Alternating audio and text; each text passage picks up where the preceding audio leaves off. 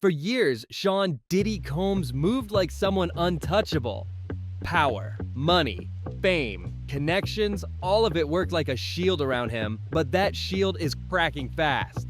Now the whispers are getting louder that the fallout won't stop with the first documentary, and that a second part could expose everything that didn't make the cut the first time around. If industry insiders are right, this next wave could name names, and some of them are huge. This time, the focus is on every major celebrity rumored to be tied to Part 2, and what could possibly be revealed about them. There are strong interviews, serious claims, and heavy stories, but one thing stands out loud and clear. Where are the A-list celebrities? Where are the people who were close to Diddy, moved in his circle, shared space, shared parties, shared success? Most of them are silent. No public outrage, no distancing statements, no strong reactions to the allegations at all. It's like nothing is happening. Part of the hip-hop culture, like they think that they are telling something or just mind your business type of thing. Like, so if there's no, other than that, you would look, if I wasn't saying the things that you've heard me say, there would be nothing being said at all. So it'd just be, you would assume that the culture is for those behaviors. People are asking the obvious question. Are they scared for their careers? Are they worried about what speaking up might cost them?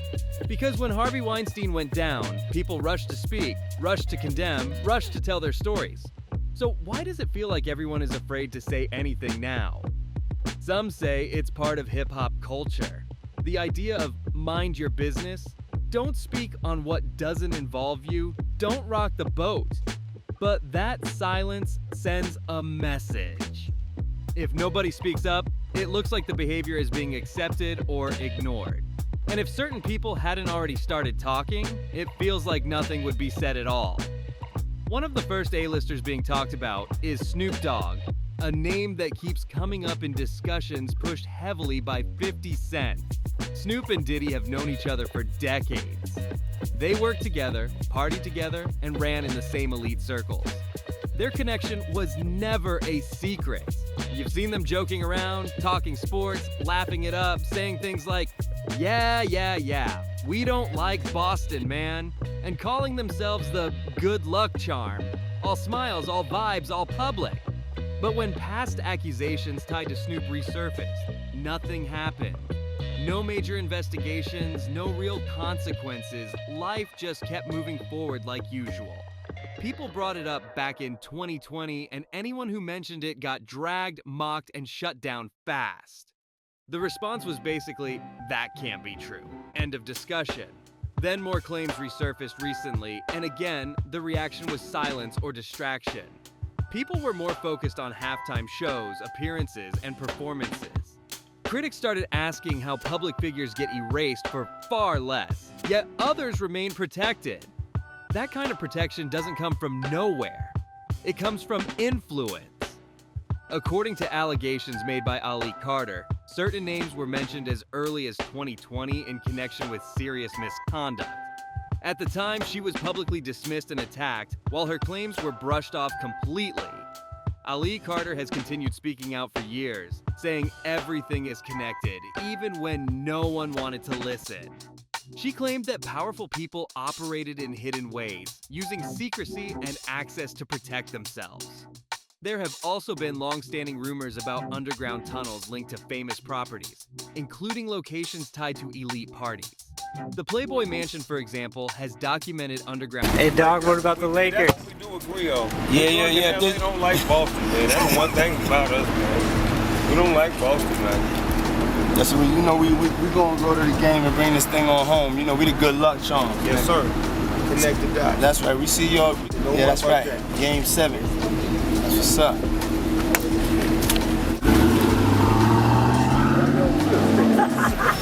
Tunnels, and old blueprints show how they once connected to surrounding areas. Ali Carter has since filed an affidavit that she says was submitted to federal authorities, naming Diddy and other celebrities. In this document, she describes alleged abuse at a high-profile party and claims she was treated as an object rather than a human being.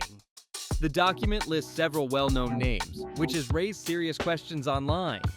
She describes an environment where young people were allegedly exploited and controlled, claiming they were instructed to wait while powerful guests made choices.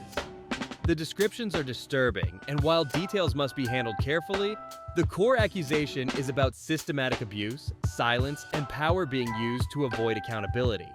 She also describes chaotic party environments where music, lights, and excess created confusion and fear.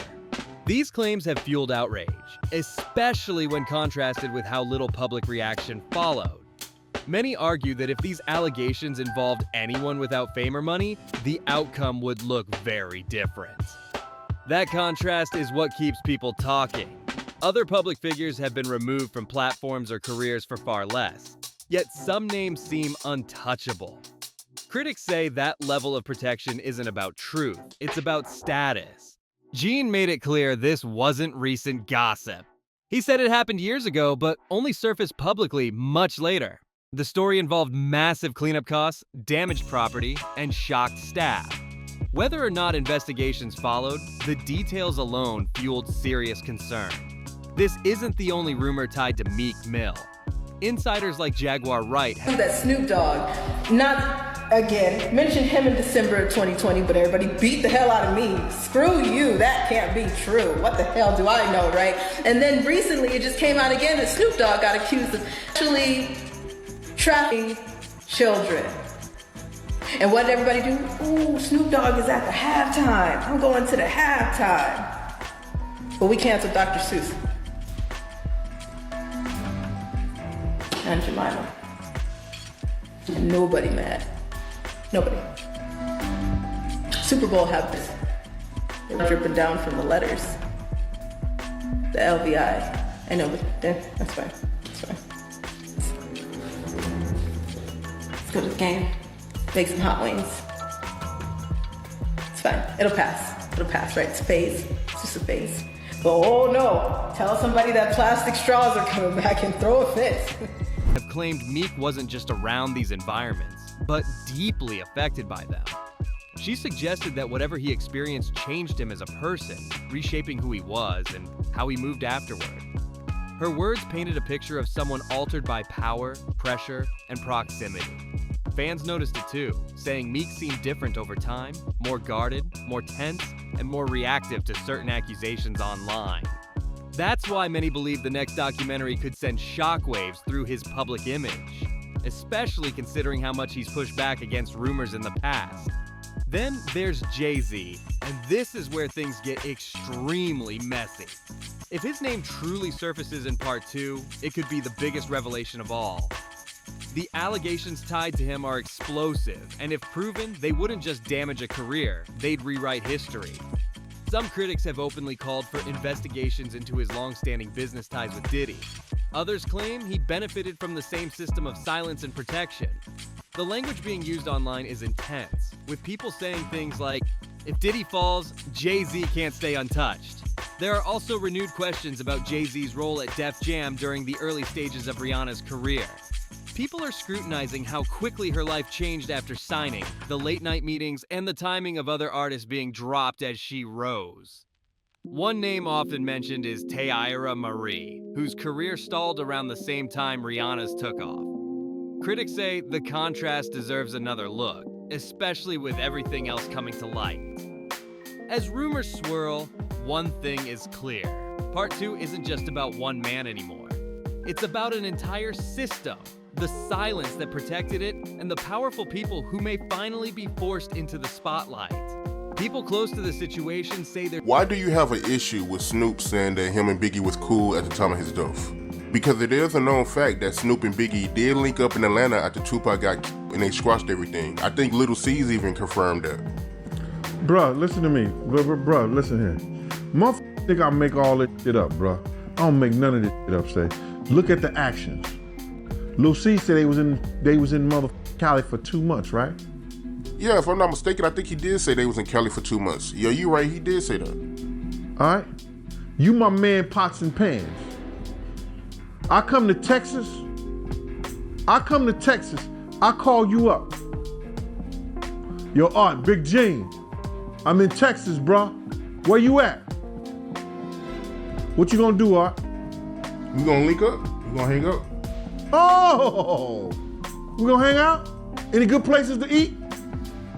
I'm gonna tell you where the good places to eat and everything. Whatever you need to know, I'm All that, right? All right.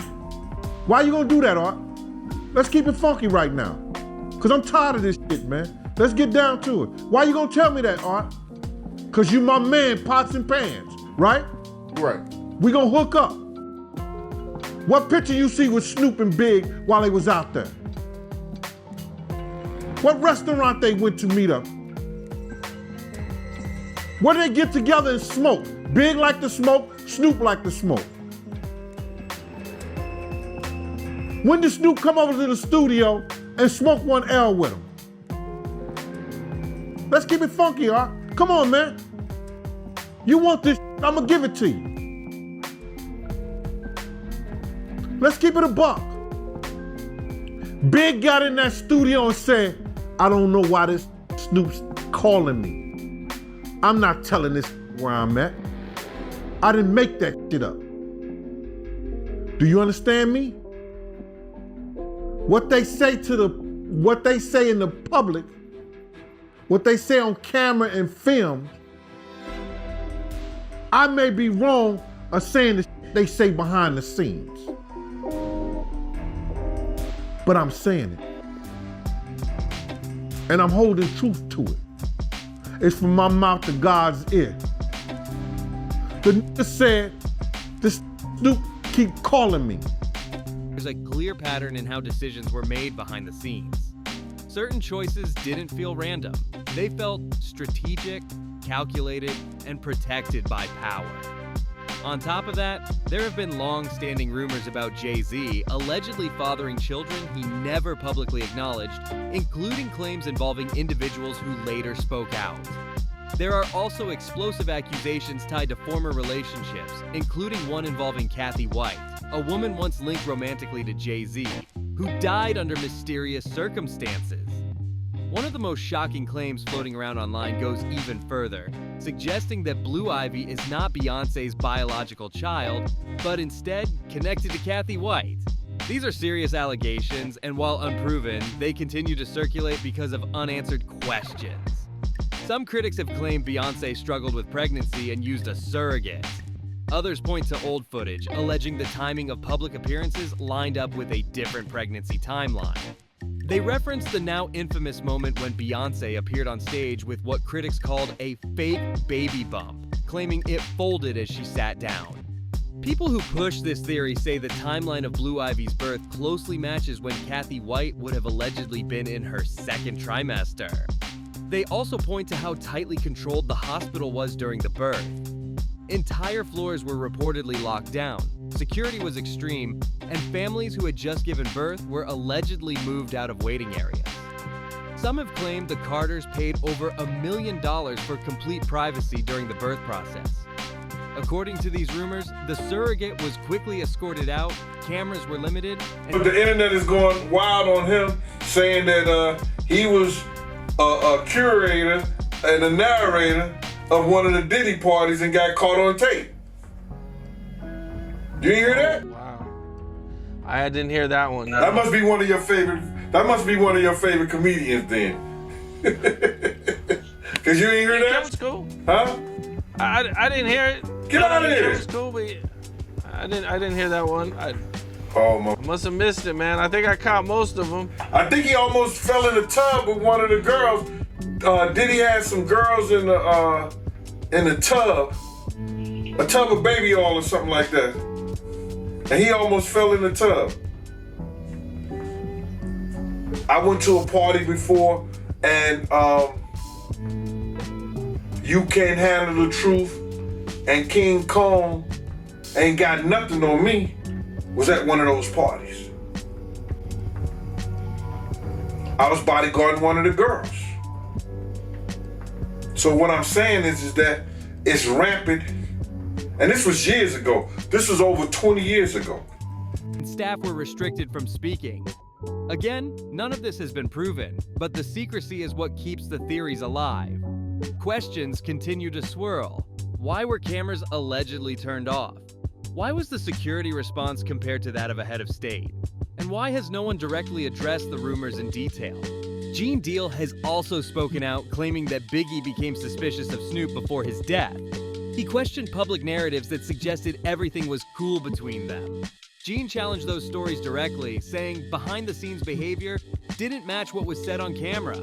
He pointed out inconsistencies, asking simple questions like where the photos were, where the studio sessions happened, where the real proof was. He claimed Biggie didn't trust Snoop and didn't want him knowing his location, saying, "I don't know why this Snoop keeps calling me." Gene insists he's standing on what he knows, saying, "I didn't make that up," and that what people say publicly doesn't always match what really happened. Another surprising name missing from the documentary is Kevin Hart. Kevin Hart was once part of Diddy's inner circle, attending camps, events, and gatherings. He even spoke openly about being around Diddy during that time. Old footage has resurfaced showing Kevin Hart visibly uncomfortable during a moment with Diddy, repeatedly saying things like, "I'm not getting on the bed," and trying to physically distance himself while laughing it off. At the time, it was played for jokes, but now people are watching it differently. With everything coming out, the silence from so many powerful figures feels louder than ever. And as rumors swirl about what Part 2 might expose, the question remains. Who else knew, and why are they still quiet? That old clip keeps resurfacing for a reason. Diddy starts joking about growing up with Usher, calling him my brother, talking about childhood memories, and even joking about wrestling over cereal. The crowd laughs, but the moment feels awkward, rushed, and strangely uncomfortable. Even the host seems caught off guard, like, did he really just say that, Liv? The jokes kept going, but something felt off. The event was even scheduled on a weekday, almost like it was designed to wrap up fast. People laughed in the room, but viewers online later said those jokes sounded more like warnings than punchlines. No direct accusations were made, but the energy suggested there was more being held back. That careful line walking is exactly why Kevin Hart likely stayed out of the documentary. Kevin knows how to talk without saying too much. Over the years, he's joked, laughed, and shrugged off his ties to Diddy, but the internet hasn't let it go. Clips keep resurfacing where people claim he played a hosting or narrator type role at certain parties, and some of that footage caught him looking visibly uncomfortable. When those clips circulate, people brush them off as comedy, but others say it looks like someone trying hard not to cross a line on camera. That tension is why his name keeps trending whenever Diddy is mentioned. There are also long-standing stories from people who say they worked security or attended these events years ago. Some describe chaotic party environments, saying things got wild fast and boundaries blurred. These stories go back decades, which is what makes them harder to ignore now. Former child actor Orlando Brown has also made public claims over the years, including about Kevin Hart. As far as I'm concerned, he Meek Milk. I ain't calling him Mill no more, that's milk. That's Meek Milk. Added to the honeycomb. You got a meal. So you believe the Dwayne Martin story, that could happen? Of course, everybody know that shit. Everybody knew they was just ain't nobody know Dwayne was folding him over like that, taking him to Pound Town.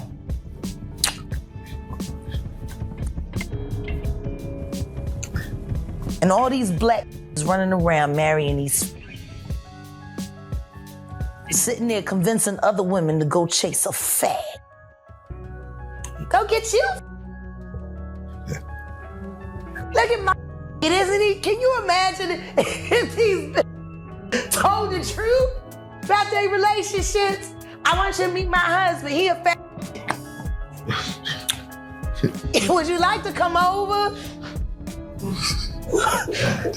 I'll make cookies.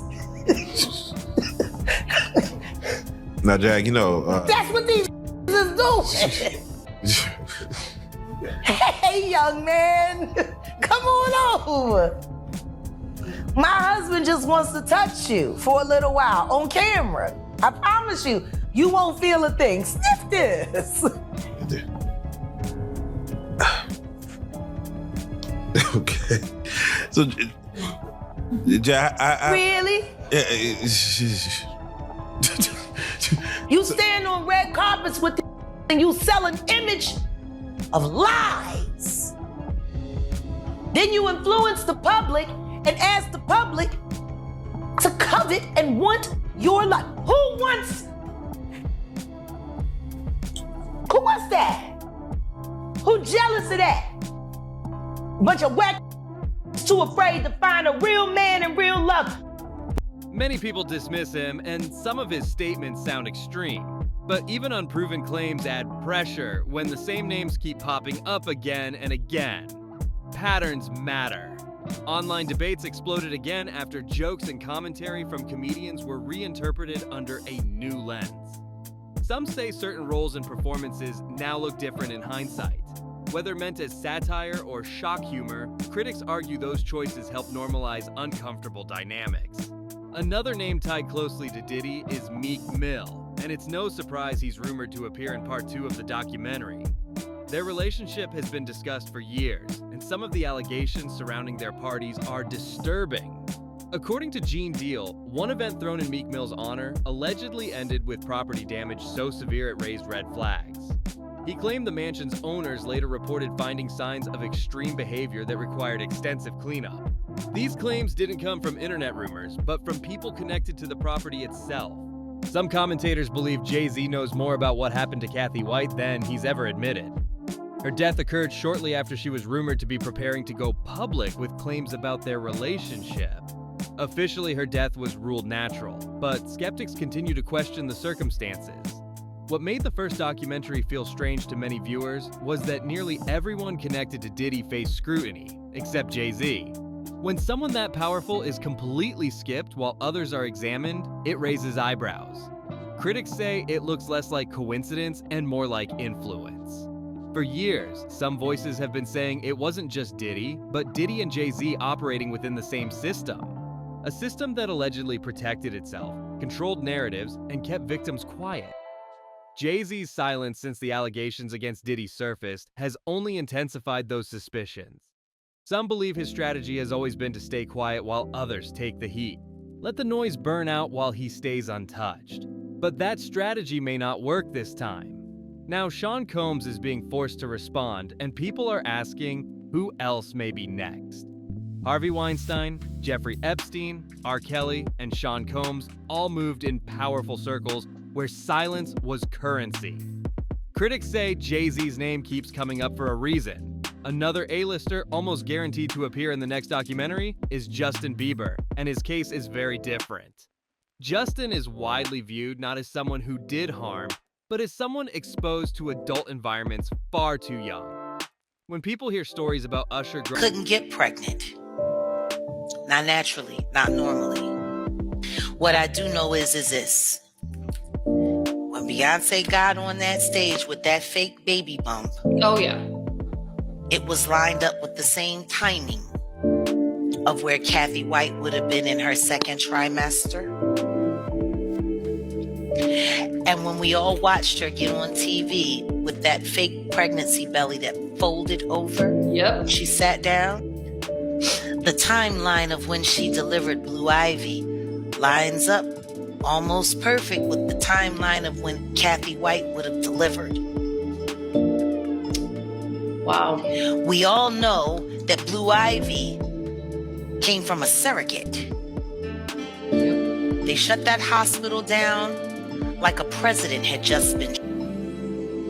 And parents who had just had children themselves weren't even allowed to see their own kids for 24 hours. They bounced my family off the 6th floor and from the waiting room and made them go downstairs and get her. There's a lot of us that are coming together to deal with this issue. This is not by any means just us. Because of the security that was locking that whole thing down. $1.3 million is alleged that Beyonce and Jay-Z, the Carters, paid this hospital to have the right to have their baby there in complete secrecy and privacy. Okay, so the surrogate was carried out and no one heard her speak a word. Do we know if the surrogate was alive? They typically turn some of the cameras off so that there was no pictures that were being taken. Will Diddy start snitching? He better. But the only thing I'm interested in him talking about is everything he knows about Kathy Coriana White. See, I know you know what happened to Corey. Diddy, I know that. You and Jay-Z. Down in Vegas in Tao with Claudia. Why don't you just talk about Kathy? That might help. That might help a lot. Kathy Coriana White, Jay-Z's pregnant mistress, who died 24 hours after she announced that she was going public with their relationship and the baby while he was married to Beyonce.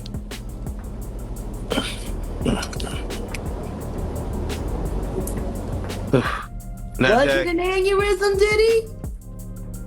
Or are you the one who paid the same coroner that you...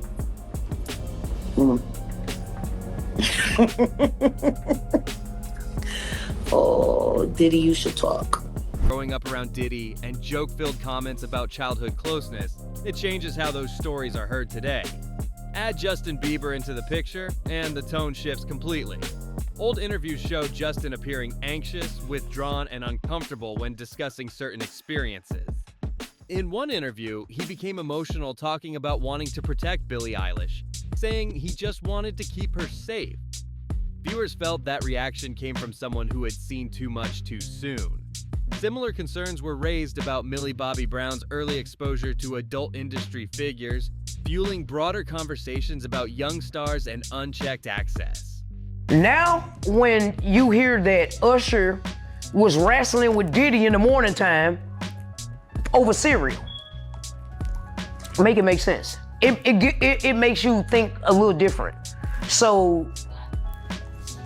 And then when you start seeing the Justin Bieber stuff. Justin Bieber. You like, Justin Bieber looked traumatized. Traumatized, yo. That looked traumatized, Justin, dude. Oh my God.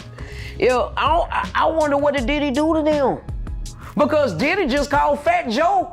Fat Joe just came out saying that Diddy tried him. He made that pass, called that man a red bone. Like a bitch. Diddy called Fat Joe a red bone like a bitch. I watched a video of an interview of Justin Bieber, and he was talking about Billie Eilish. And he was like, he was almost in tears. He's like, I just want to protect her. I just want to keep her safe. Yeah. What do you think he went through? Because he knows what's been happening to Billie. Just like everybody knew what was happening to Millie Bobby Brown, girl, with Drake. These people are monsters. Old clips also show Diddy openly stating he spent extended time with a teenage Justin Bieber, calling it 48 hours of fun without explaining what that meant. In those clips, Justin appears unsure, quiet, and tense. Usher's story adds another layer. Long before Justin, Usher lived with Diddy as a teenager at what was called Flavor Camp. Usher later admitted he saw things he didn't understand and couldn't forget. He described the environment as wild, chaotic, and confusing for someone so young. While he was careful with his words, he admitted he was exposed to adult lifestyles before he could fully process them. When asked directly what he saw, Usher said there were curious things taking place, things he didn't fully understand at the time. He confirmed Biggie Smalls was there too, reinforcing how normalized that environment was. Taken together, these stories paint a disturbing picture. Not of one moment, but of a long-running culture where power blurred boundaries and silence kept everything hidden. And if part 2 of the documentary... Just the big question is this. Not one person didn't know that Puffy was Usher. Not one person didn't know what the saddest thing in the world is what they did to Justin Bieber. What was that? That's sad. What'd they do to him? Because there's a lot of speculation out there, but nobody... I mean, I've heard things... But what did they really do to him? Ask for him. When he was a kid? I hate to say that. I hate to say that because I I really like Justin Bieber. I feel bad for Justin Bieber. And this wouldn't have happened if Justin Bieber came from a wealthy family. Justin Bieber pretty much came from a poor family, but the young man was so talented, and he could have been bigger than Michael Jackson. But the pressure of the drugs and the stuff he allowed these grown men to do to this little boy is unhealthy and it's fucked up. No grown men supposed to be getting high and doing drugs and tricking with a kid.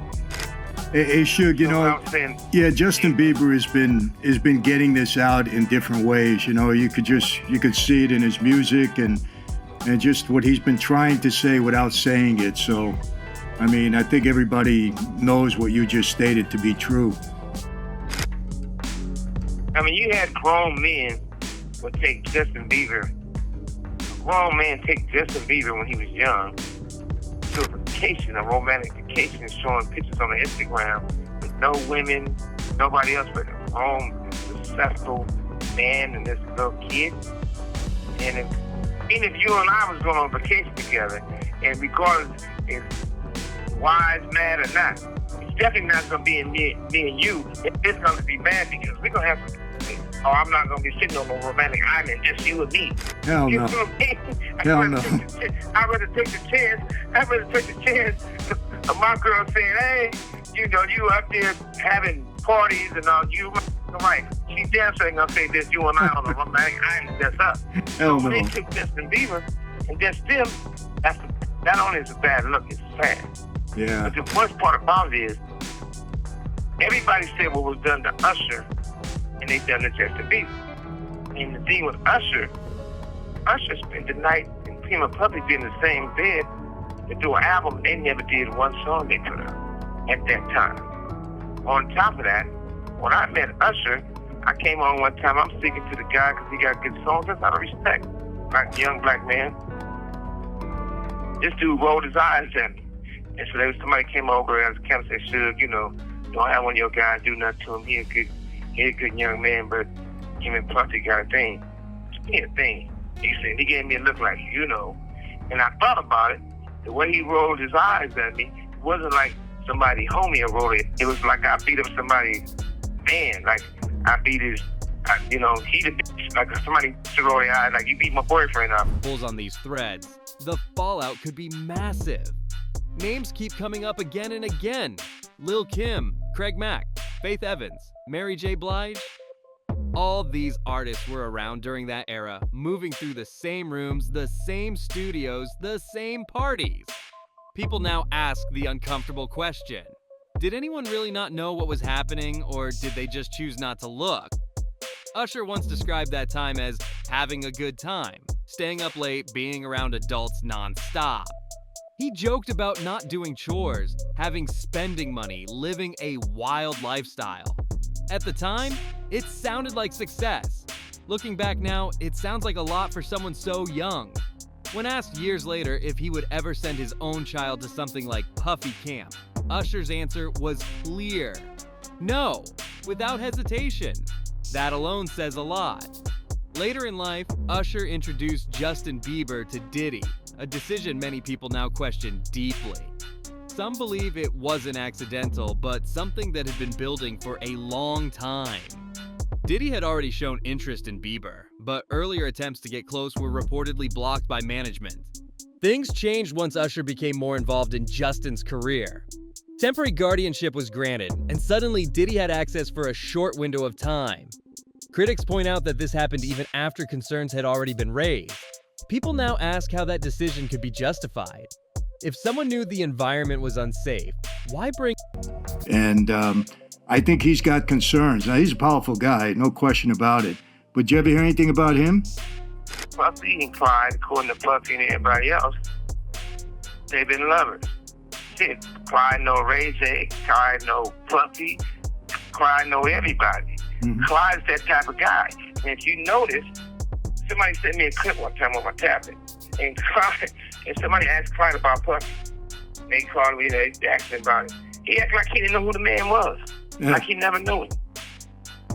I mean, what did you hiding, Clyde? You know? Yeah. But at the end of the day, Clyde is one of the guys who got away. But old as Clyde is, he should be able to tell the truth. It ain't like he got a lot to live on Earth.